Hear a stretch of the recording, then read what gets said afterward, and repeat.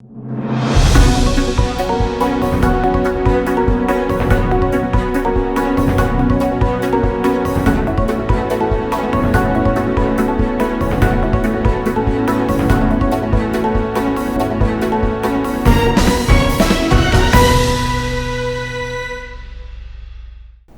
हाम्रो प्रदेशमा स्वागत छ। म इलिसा रियाल।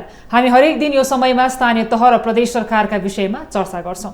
नेपालमा 2072 सालमा संविधान बन्यो। संघीयता र यसैका आधारमा राज्य सञ्चालन प्रणालीले पनि खुट्टा टेक्ने मौका पायो। तर संविधान र संघीयता कार्यान्वयन भएको छोटो समयमा नै संघीयतामाथि नकारात्मक प्रश्न एकदमै बढी उठ्न थालेको छ।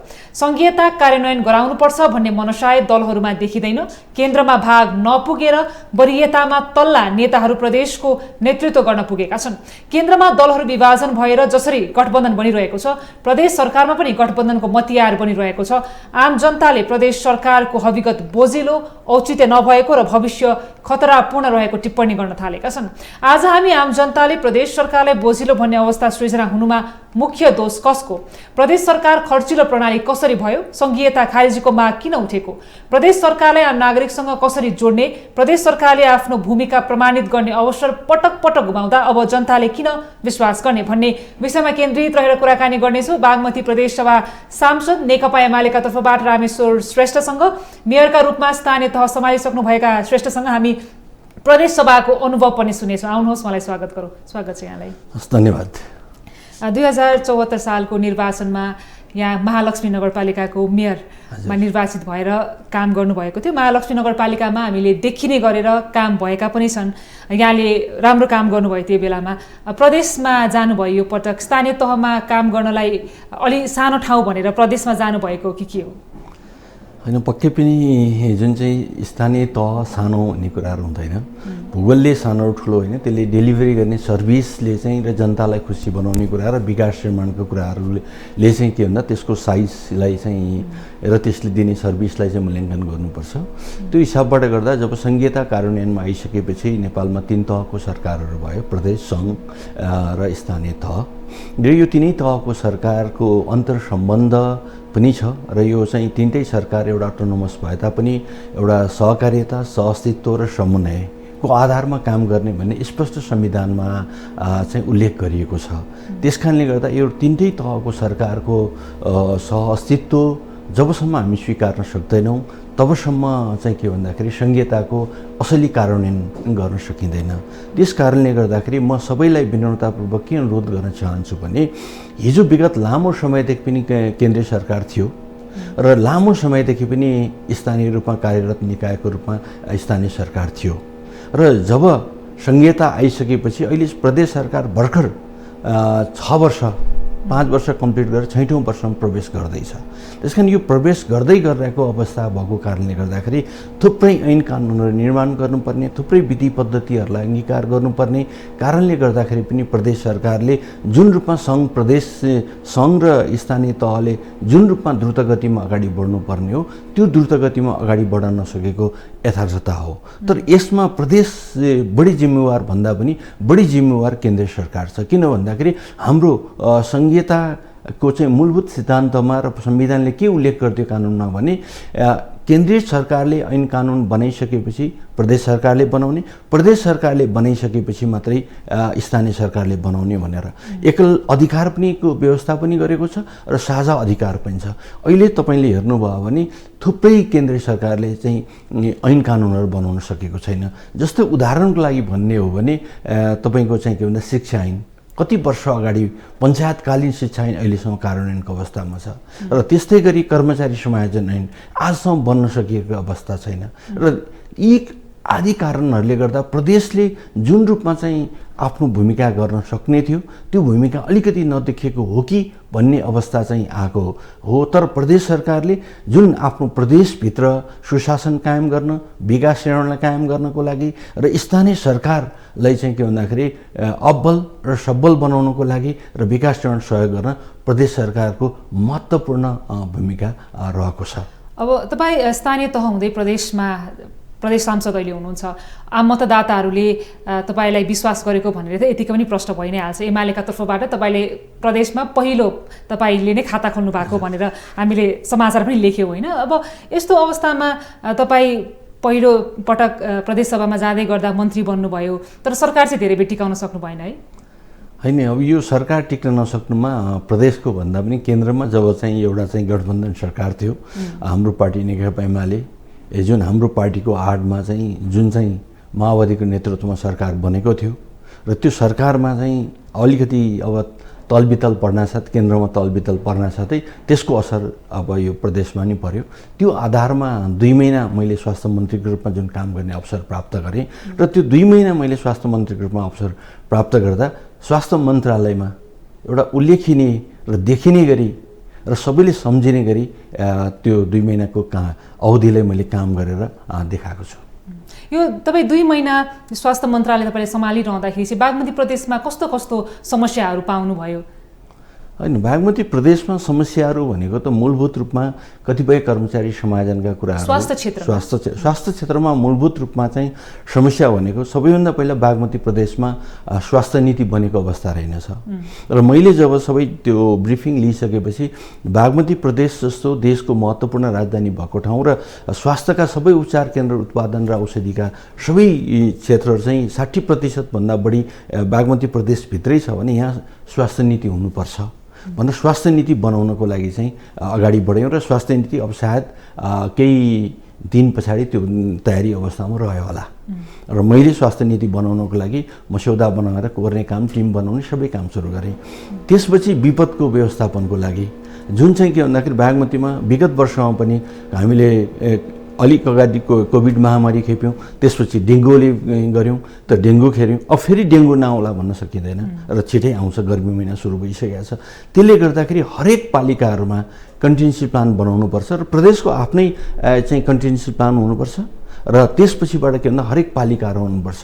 हामीले आउने सम्भावित विपदहरूलाई चाहिँ जोखिम मूल्याङ्कन गरेर त्यसलाई जोखिमलाई कसरी समाधान गर्ने भन्ने एउटा योजना चाहिँ प्रदेश सरकारसँग हुनुपर्छ भने त्यो कामहरूलाई अगाडि बढाएँ र यसरी अगाडि बढाएर लगिसकेपछि त्यति मात्रै नभइकन 13 जिल्ला, प्रदेशको 13 जिल्लाहरूमा जुन चाहिँ जिल्ला स्तरीय, जुन प्रदेश स्तरीय अस्पतालहरू छ त्यो अस्पतालहरूलाई व्यवस्थित गर्ने कुराहरू र त्यहाँ चाहिँ कतिपय अस्पतालहरूमा डायलासिस सेवाहरू थिएनन्, त्यो डायलासिस सेवा सुरु गर्ने कामको अग्रणी भूमिका निर्वाह गरेँ र त्यसपछिबाट आएर हरेक अस्पतालमा चाहिँ ज्येष्ठ नागरिक चाहिँ के भन्दाखेरि बेड छुट्याउनुपर्छ भनेर पहिलो बेड हामीले भक्तपुर अस्पतालबाट 5 बेड छुट्यायौँ। स्थान अभावले गर्दा त्यो 5 बेड चाहिँ त्यही दिन छुट्याएकै भोलिपल्ट चाहिँ प्याक भएको अवस्था रह्यो। त्यसले 13 जिल्लाहरूमा चाहिँ ज्येष्ठ नागरिकको लागि हामीले छुट्टै एउटा बेड र उपचारको लागि छुट्याउनुपर्छ हरेक अस्पतालले भन्ने र त्यसपछि प्यालेटिभ केयरलाई चाहिँ अगाडि बढाएर लिएर जानुपर्छ भन्ने कुराहरू गरेँ र त्यसपछि मूल रूपमा बागमती प्रदेशमा सबैले स्वास्थ्यको दायरामा ल्याउने, सबैले स्वास्थ्यको पहुँचमा पुर्याउने कुरा भनेको संविधानले पनि त्यसलाई व्यवस्था गरेको छ। कुनै पनि नागरिकहरू स्वास्थ्यको पहुँचबाट वञ्चित हुनु हुँदैन भनेर। तर मैले सरस्वती रूपमा हेर्दाखेरि स्वास्थ्यको पहुँचबाट चाहिँ अझै धेरै नागरिकहरू चाहिँ वञ्चित भएको अवस्था पाएँ। त्यसपछि मैले पहिलो निर्णय जब मैले चाहिँ पदभार ग्रहण गरेपछि मैले पहिलो निर्णय सबैले स्वास्थ्यको पहुँचमा ल्याउनको लागि निर्णय गरेँ। त्यो निर्णय के त भन्दाखेरि जस्तो बागमती प्रदेशभित्र अति विपन्न र सीमान्तकृत जनसमुदायहरू हुनुहुन्छ, जसलाई नेपाल सरकारले जुन बिमाको कार्यक्रम राखेको छ त्यो बिमाको कार्यक्रमलाई न्यूनतम 2500 रुपियाँ पनि वार्षिक तिर्न सक्ने अवस्थाका जनसमुदायहरू हुनुहुन्न।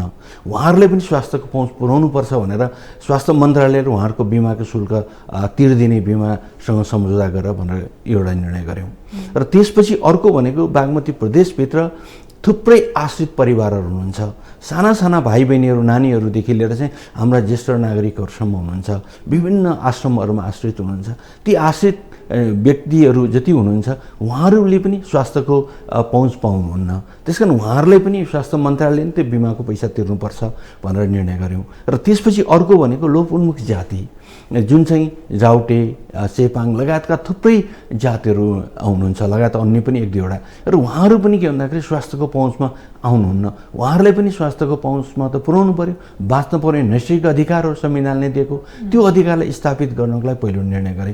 यो निर्णय गरिसकेपछि यो आधारमा हामीले जब निर्णय गरिसकेपछि त्यसलाई कार्यक्रमहरू बनाएर लाने, बिमासँग सम्झौता गर्ने, यी कामहरू निरन्तर रूपमा अगाडि बढिरहेको छ र मैले 2 महिना बस्दा त्यसलाई निचोडमा पुर्याएको छु। र त्यसपछि अब आउने जो मन्त्रीज्यू आउनुहुन्छ उहाँले पनि त्यसलाई चाहिँ निरन्तरता दिनको लागि म अनुरोध गर्छु।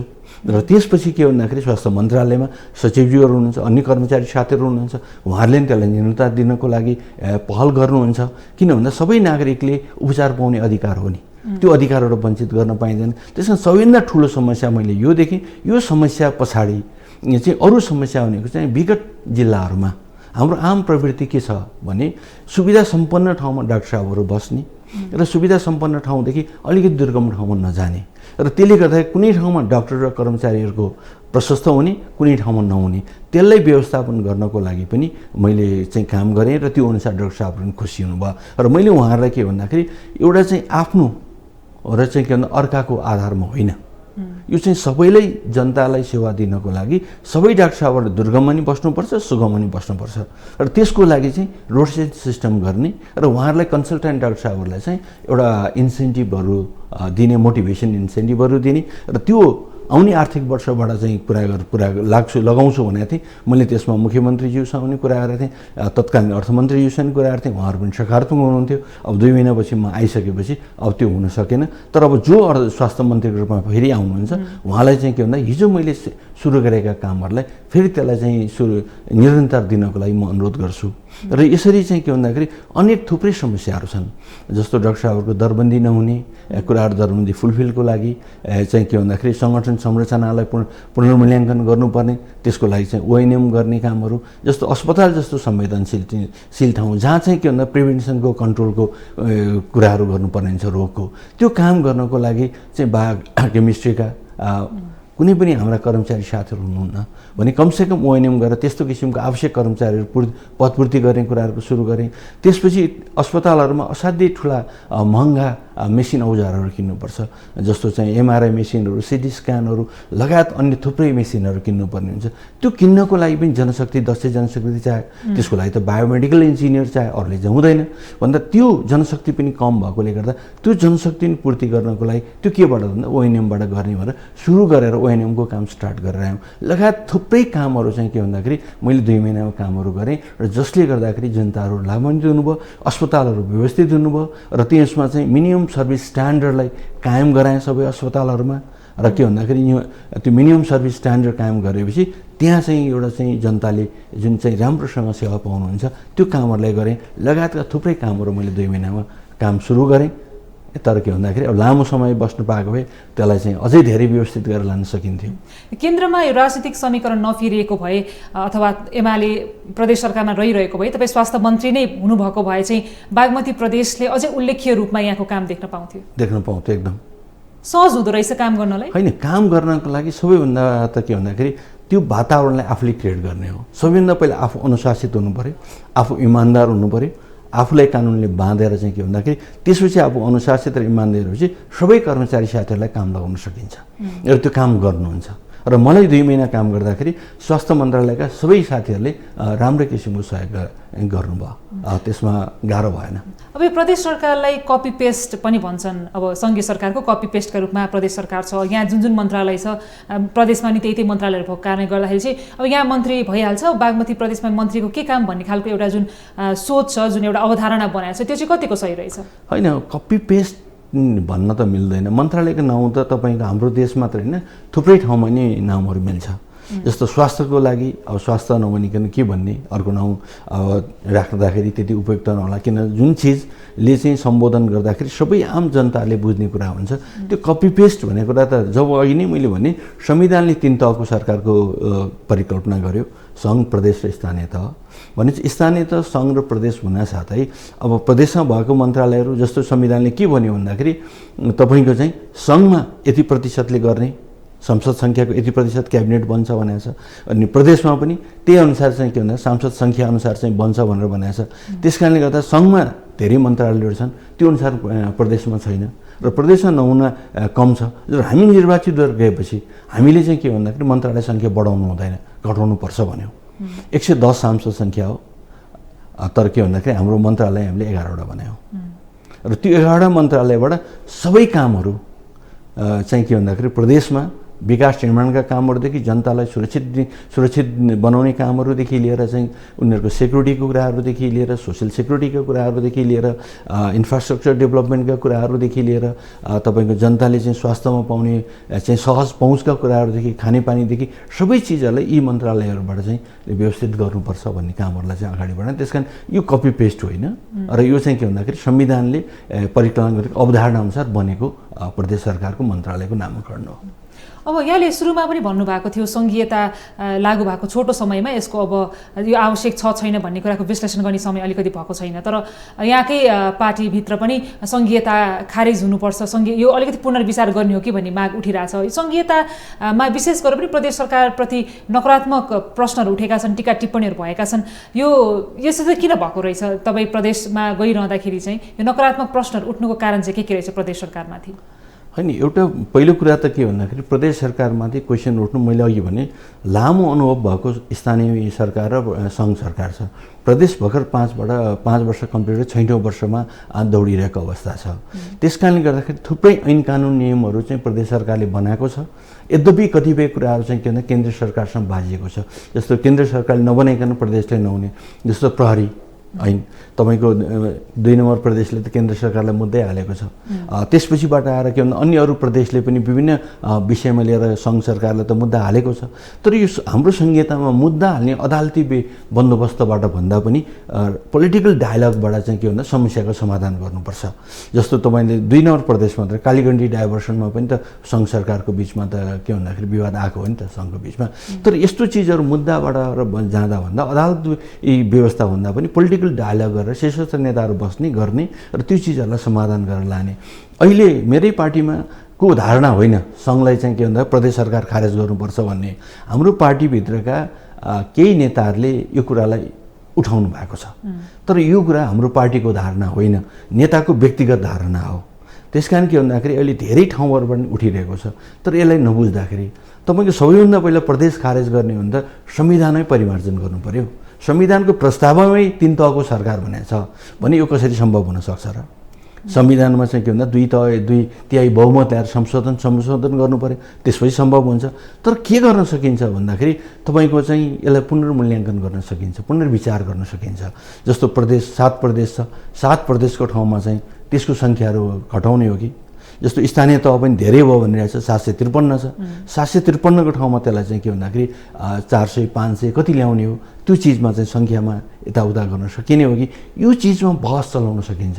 तर हरेक मान्छेले यत्रो धेरै बलिदानीपूर्ण आन्दोलनबाट ल्याएको व्यवस्था हरेकचोटि चाहिँ के भन्दाखेरि आन्दोलन गरेर यसलाई हटाइरहने, जनताले आहुति दिएर नि बलिदान दिएर नि यो चिज ठिक हुँदैन। यसमा भएका कमी कमजोरीलाई राजनीतिक रूपमा चाहिँ बहस गरेर शीर्ष नेताहरू बसेर चाहिँ यसलाई समाधान गरेर जानुपर्छ। तर आज चाहिँ यो लहर चल्न साथै यो व्यवस्था पद्धति चाहिँ परिवर्तन गर्दै जाने भन्ने कुरा चाहिँ यो सम्भव हुँदैन। यो नेपालको लागि धेरै महँगो हुन्छ र प्रदेश सरकार खर्चिलो महँगो र बोझिलो भनेको छ, वास्तवमा त्यो होइन। हामीले डेटाको आधारमा कुरा गरौँ। तपाईँले हिजो प्रदेश सरकार नहुँदाखेरि 75 जिल्ला थियो, 14 अञ्चल थियो। त्यो बेलामा केन्द्र सरकारको कार्यालय पनि के भन्दाखेरि 14 अञ्चलमा थियो, अञ्चल कार्यालयहरू पनि थिए। त्यसपछि ती 2टै कार्यालयहरू 75 जिल्लामा पनि थिए भन्दा 75 जिल्लामा थिए। त 75 जिल्लामा पनि थिए त्यो कार्यालयहरू, त्यहाँ कर्मचारी साथीहरू हुनुहुन्थ्यो, सबै हुनुहुन्थ्यो। त्यसपछि बाट आएर फेरि के भन्दा गाउँपालिकाहरू थियो त्यो बेलामा। त्यो सबै चिजहरूलाई तपाईँले एडमिनिस्ट्रेटिभ एक्सपेन्सलाई क्यालकुलेट गरेर हेर्नुभयो भने त्यो सङ्घभित्र अहिले चाहिँ के भन्दा अलिकति पोलिटिकल लिडरहरूले जुन लिएको सुविधाहरू जुन छ त्यो चिजमा अलिकति उहाँलाई सङ्ख्या बढेको कुरामा, प्रदेशको मन्त्रीले गाडी चढेको कुरामा र के भन्दाखेरि कति मेयरसाहबहरूले गाडी चढेको कुरामा केही मान्छेहरूले टाउको दुखाइ छ। तर त्यो टाउको दुखाइ चाहिँ के भन्दाखेरि उपयुक्त होइन। हामीहरू चाहिँ कस्ट बेनिफिट हेर्ने हो हामीले। जस्तो प्रदेश नहुँदो हो भने पूर्वाधारका थुप्रै कामहरू हरेक प्रदेशमा भएको छ। स्थानीय सरकारसँग मात्रै सबै किसिमको क्षमता छैन। किन म 5 वर्ष नगर प्रमुख भएर चलाएर आएको, हरेक कुराहरू कर्मचारीको समस्या छ त्यहाँ, विकास बजेटको समस्या छ, त्यो किसिमको जनशक्ति त्यहाँ छैन। त्यो दक्ष जनशक्ति नहुँदाखेरि सबै चिजहरू हुन्छ र त्यसलाई भर्तेक गर्ने त के भन्दाखेरि सङ्घले मात्रै गरेर त सम्भव हुँदैन। भन्दा सङ्घले त आफूलाई सुप्रिमेसी सम्झेकै छ, सबै इन्फर्मेसन हामीसँगै छ, हामी ठुलो हो। भन्दा अहिले हिजो संविधान बनाउने बेलामा असाध्यै धेरै अधिकार अब स्थानीय सरकारलाई दियो, अहिले त्यो अधिकार बिस्तारै क्रमशः लिन खोजिरहेको छ। त्यो गलत हो। स्थानीय सरकारलाई बलियो बनाउनुपर्छ, स्थानीय सरकारलाई सबलीकरण गर्नुपर्छ, साधन स्रोतले भरिपूर्ण बनाउनुपर्छ। किन प्रत्यक्ष जोडिने भनेको त के भन्दाखेरि जनता त स्थानीय सरकारसँगै हो नि। यसलाई बलियो बनाउनको लागि प्रदेश सरकारको महत्त्वपूर्ण भूमिका हुन्छ। प्रदेश सरकारले चाहिँ स्थानीय सरकारलाई आवश्यक सबै किसिमको चाहिँ सहयोगहरू गरेर जानुपर्छ, जुन चाहिँ सङ्घले मात्रै गर्न सक्दैन। अब नागरिकहरू अहिले पनि के आफूलाई पर्यो भने केन्द्र सरकारसम्म आउनुपर्ने एउटा बाध्यता छ। यस्तो अवस्थामा प्रदेश सरकारले आफ्नो भूमिका कसरी स्पष्ट पार्न सक्छ, आवश्यकता कसरी महसुस गराउन सक्छ? होइन, जनताहरू के भन्दाखेरि तपाईँको विकास निर्माण माग्नको लागि, बजेट माग्नको लागि त हरेक ठाउँमा प्रदेश सरकारमा जानुभयो भने त्यत्तिकै भिड लागेको हुन्छ। तिनै मान्छेहरू फेरि सङ्घमा पनि पुगिरहेकै हुनुहुन्छ। त्यस कारण के भन्दा वास्तवमा भन्यो भने सङ्घले भनेको सानातिना योजनाहरू हेर्ने नै होइन, राष्ट्रिय गौरवका योजनाहरू मात्र सङ्घले हेर्ने हो। अहिले तपाईँले देख्नुभयो भने जस्तो गत वर्षको योजनालाई हेर्नु भने 10 लाख 5 लाखको योजना पनि सङ्घले हेरेर गरेर बसिरहेको छ, बजेट विनियोजन गरेर काम गरिरहेको छ। यो सर्वदा गलत हो। सङ्घले राष्ट्रिय गौरवका योजनाहरू सञ्चालन गर्ने, नीति नियमहरू बनाउने, ऐन कानुनहरू बनाउने, प्रदेश सरकारलाई स्ट्रेन्थन गर्नको लागि आवश्यक ऐन कानुन बनाउने, स्थानीय सरकारलाई स्ट्रेन्थन गर्न ऐन कानुन बनाउने, कर्मचारी समायोजन बनाएर तत्काल चाहिँ के भन्दाखेरि सबै सङ्घ प्रदेशमा चाहिँ तपाईँको चाहिँ कर्मचारीहरूको व्यवस्थित गर्ने र अधिकारहरू त्यसपछि प्रदेश सरकारलाई अधिकारहरू हस्तान्तरण गर्ने, प्रदेशले पनि प्रदेश गौरवका योजनाहरू सञ्चालन गर्ने र त्यसपछि त्योभन्दा सानातिना योजनाहरू चाहिँ के गर्नुपर्छ भन्दा फेरि पनि स्थानीय तहलाई दिएर जानुपर्छ। तर हाम्रो ठिक विपरीत छ। सङ्घले पनि टुक्रे योजनाहरू सञ्चालन गरेर हिँडेको छ र पहुँचको आधारमा र के भन्दाखेरि आफ्नो निर्वाचन क्षेत्र भनेको आधारमा तपाईँको चाहिँ के भन्दा प्रधानमन्त्री हो भने प्रधानमन्त्रीले त्यही रूपमा राखिरहनु भएको छ, मन्त्रीज्यूहरूले त्यही रूपमा राखिरहनु भएको छ, अनि योजना आयोगमा हुँदा त्यही रूपमा राखिरहनु भएको छ सानातिना। तर प्रदेशले पनि गौरवको काम गर्ने। यो सिस्टम चाहिँ के भन्दा अलिक डेभलप भइसकेको छैन। यो सिस्टम डेभलप हुन केही समय लाग्ला र भोलिको 5-10 वर्ष पछाडि तपाईँको स्थानीय तहमा पनि भरिपूर्ण हुन्छ सबै पूर्वाधारहरू, त्यो प्रदेशमा पनि हुन्छ। र त्यसपछि के भन्दा हामीले नयाँ नयाँ इनोभेसनका कुराहरू, नयाँ नयाँ कुराहरू, रोजगारी सृजना गर्ने, उद्यमी बनाउने कुराहरू अगाडि बढाएर लानुपर्ने हुन्छ। अहिले पनि समस्या भनेको उद्यमी बनाउने कुरा, रोजगारी सृजना गर्ने कुरा, हामी उत्पादनसँग जोड्ने कुराहरूलाई चाहिँ छोडिरहेका छौँ र मूल रूपमा हाम्रा बाटाघाटा बनाउने अन्य कुराहरूमै इन्फ्रास्ट्रक्चरमै बढी ध्यान दिएका छौँ। तर त्योभन्दा त्यो इन्फ्रास्ट्रक्चर दिनैपर्छ कारण सबै चिजमा। तर के भन्दा उद्यमी बनाउने, रोजगारी बनाउने यी कामहरूलाई चाहिँ के भन्दा उत्पादनसँग जोड्ने हरेक नागरिकलाई यो काम गर्न सकिएन भने फेरि पनि हाम्रो हामीले रेमिट्यान्सबाटै चलाएर बस्ने हो त। आज पनि हाम्रो युवा जनशक्ति विदेशमा गइरहनु भएको छ। कति रहरले जानुभयो होला, कति बाध्यताले जानुभएको छ। यो दुइटै लेबर ड्रेन र ब्रेन ड्रेन, यो दुइटै हाम्रो देशको लागि घाटा हो र घातक हो। यसलाई कसरी न्यूनीकरण गर्न सकिन्छ भन्ने कुराहरूमा चाहिँ सङ्घ सरकारको सबभन्दा बढी दायित्व हुन्छ, त्यसपछि प्रदेश सरकारको पनि हुन्छ।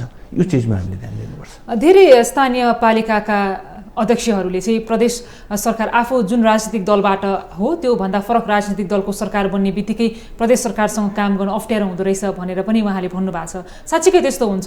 त्यो होइन, त्यो गलत हो। एउटा निर्वाचित भइसकेपछि निर्वाचित जनप्रतिनिधि सबैको साझा हुनुपर्छ, सरकार साझा हुनुपर्छ। चुनावमा मात्रै राजनीति गर्ने हो। म नेकपा एमालेबाट जितेर आएको हिजो 5 वर्ष मेरो, मैले सबैले जनताहरूलाई चाहिँ के समान वितरण प्रणाली अप्नाएर समग्र महालक्ष्मी नगरपालिकाको समृद्धि र विकासलाई र के भन्दा सुशासन कायम गर्नमा काम गरेँ र त्यो अनुसारको रिजल्ट पनि आयो। आज मलाई जनताले माया गर्नुभयो, एउटा आदरणीय जनसमुदायलाई म उहाँहरूप्रति आभार व्यक्त गर्न चाहन्छु। प्रदेश सरकार पनि सरकार जुनसुकै दलको भन्दा, जस्तो हिजो म नेकपा एमालेबाट गएको थिएँ, म मन्त्री भइसकेपछि म सबैको लागि हो, सांसद भइसक्यो सबैको लागि हो, मेरो निर्वाचन क्षेत्रका सबैको लागि हो। मन्त्री हुँदा 13 जिल्लाको लागि भयो भने अहिले प्रदेश सांसद मात्र भइँदा मेरो निर्वाचन क्षेत्र 2-1 को सबै जनताहरूको चाहिँ के भन्दा मत मैले पाएको हो। त्यो राप्रपा भन्नु भएन, मैले नेपाली काङ्ग्रेस भन्नु भएन, मैले चाहिँ के भन्दाखेरि माओवादी भन्नु भएन, अन्य दल भन्नु भएन, एमाले मात्र हेर्ने होइन। यो नै हाम्रोमा भ्रम छ। यसलाई चिर्नुपर्छ। किन स्थानीय तह पनि त राजनीतिक दलबाटै जितेर आएको हो नि। त्यसो स्थानीय तहमा काम गर्ने साथीहरूले अनि अरू दललाई चाहिँ निषेध गर्न मिल्दैन। त्यस कारण सङ्घले पनि मिल्दैन। हामी सबैले सरकारमा बसेपछि सरकार सबैको साझा हुन्छ र यो समृद्धिको लागि विकासको लागि यो काम गर्ने हो। त्यस कारण यो सोचलाई जब हामी विकास गर्न सक्दैनौँ, जबसम्म हामीले हाम्रो मनस्थितिमा यो चिज पालिरहन्छौँ भने त्यसपछि के भन्दाखेरि सकारात्मक पक्षभन्दा बढी नकारात्मक पक्ष हामीले बढी देख्छौँ। अब अहिले बजेट कटौतीका कुराहरू पनि छन्। अब बजेट निर्माणका प्रक्रियामा पनि छन्। स्थानीय तहले काम गर्न गाह्रो भयो भनेर भनिरहेको छ। अब यताबाट बजेट कटौती हुने बित्तिकै प्रदेशले पनि बजेट काट्दै जाँदाखेरि चाहिँ अबको दिनहरू चाहिँ कस्तो छ? प्रदेशलाई स्थानीय तहलाई कस्तो देख्नुहुन्छ समन्वय गरेर जानको लागि चाहिँ? होइन, अब पक्कै पनि केन्द्रबाट बजेट काटेर आइसकेपछि प्रदेशमा आउने हो जुन चाहिँ सशस्त्र अनुदान, समानीकरण अनुदान, विशेष अनुदान आउने, त्यो रूपमा प्रदेशबाट पनि त्यही अनुपातमा चाहिँ काटेर जान्छ। तर मेरो अनुरोध चाहिँ मैले प्रदेशमा बजेट काट्नु हुँदैन, प्रदेशबाट स्थानीय तहमा जाँदा भनेर भनेको त त्यो सम्भव नहोला, काटिएरै जाला।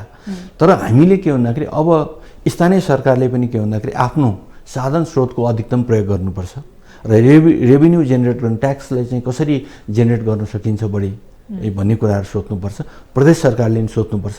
हामीले मात्रै सङ्घको मुख ताक्ने होइन, प्रदेशको मात्रै मुख ताक्ने होइन, र प्रदेशले पनि सङ्घको मात्रै मुख ताक्नु हुन्न। आफ्नो प्रदेशभित्र भएका जति पनि चाहिँ के रेभिन्यू जेनेरेट गर्न सक्ने छ, यसको अर्थ जनतालाई अधिकतम कर लगाएर होइन, करको रेट कम हुनुपर्छ र दायरा चाहिँ फराकिलो गर्नुपर्छ र त्यो चिजबाट चाहिँ आफ्नो साधन स्रोतको अधिकतम उपयोग गरेर जानुपर्छ। यसरी जाँदाखेरि बजेट केही कटौती भयो भने पनि हामी स्थानीय स्रोतलाई नै अधिकतम प्रयोग गरेर हाम्रो बजेट बनाउँदाखेरि हाम्रो अभावहरूलाई पुरा गरेर जान सक्छौँ। र पुरा गरेर जानको लागि चाहिँ मूल रूपमा चाहिँ सबै व्यवसायहरू चलायमान बनाउनु पर्यो, सबैलाई उत्पादनसँग जोडेर लाने कुरामा नजरअन्दाज गर्नु भएन। हाम्रो कृषक दाजुभाइहरू हुनुहुन्छ, उहाँहरूको बृहत्तर हितको लागि पनि काम गर्नुपर्ने हुन्छ। यो सबै कामहरूलाई चाहिँ अगाडिबाट लानुपर्छ। र म हुन चाहिँ के भन्दाखेरि एउटा व्यवस्थापनको विद्यार्थी हो, तर हाम्रो देशले रेभिन्यू जेनेरेट गर्नको लागि केमा आधार मानिरहेछ केन्द्रले, थुप्रै अर्थविदहरूले हामी भन्सारमा चाहिँ बढी भन्सार लगाएर चाहिँ हाम्रो चाहिँ के भन्दाखेरि कर चाहिँ बढी सङ्कलन गरिरहेछौँ। त्यसपछिबाट आम्दानी चाहिँ हाम्रो चाहिँ के भन्दा रेभिन्यू कहाँबाट लिइरहेछौँ? हाम्रो विदेशी हाम्रो दाजुभाइहरू जानुभएकोबाट लिइरहेछौँ। र अनि इन्कम ट्याक्स साह्रै नै थोरै छ। तर के भन्दा इन्कम ट्याक्सलाई चाहिँ सबभन्दा बढी बनाएर भन्सार दरलाई कम गर्ने कि कसरी गर्ने र उत्पादनसँग कहाँ जोड्ने, यो एउटा चाहिँ भोलि कर प्रणालीको चाहिँ एउटा छलफलको विषय बन्न सक्ला। त्यस कारण मूल रूपमा उत्पादनसँग जोड्नको लागि हामीले काम गरेर जान सक्ने वातावरण निर्माण गर्नुपर्छ। अब बागमती प्रदेशमा अब हामी एमालेको भूमिका कस्तो देख्न पाउँछौँ? होइन, अहिले एमाले एउटा सशक्त प्रतिपक्ष हो, तर प्रतिपक्षको चाहिँ धर्म अरूले जे निभाए पनि एमाले चाहिँ विरोध मात्रै गर्ने काम गर्दैन। हामी रचनात्मक सहयोग गर्छौँ। यदि प्रदेशको हित विपरीत र प्रदेशवासीको हित विपरीत यदि सरकारले चाहिँ केही कामहरू कदमहरू अगाडि बढायो भने त्यसको चर्को विरोध गर्छौँ र त्यहाँ चाहिँ हामी चर्को विरोध गर्छौँ, सरकारलाई सचेत गर्छौँ। होइन भने सरकारलाई समृद्धिको लागि, बागमती प्रदेशको समृद्धि र बागमती प्रदेशवासीकोलाई सुखी बनाउने कुरामा एमाले जहिले पनि सकारात्मक रूपमा रचनात्मक सहयोग गरेर अगाडि बढ्छ। हुन्छ, यहाँको समयको लागि धन्यवाद। हस्, यहाँलाई पनि धेरै धेरै धन्यवाद। आज हाम्रो स्टुडियोमा हुनुहुन्थ्यो रामेश्वर श्रेष्ठ, बागमती प्रदेशसभा सांसद, नेकपा एमालेको तर्फबाट। हामीले उहाँसँग समग्र बागमती प्रदेशमा केन्द्रित रहेर कुराकानी गर्यौँ। आजलाई बिदा दिनुहोस्। तपाईँलाई न्युजसँग जोडिरहनेछु। नमस्ते।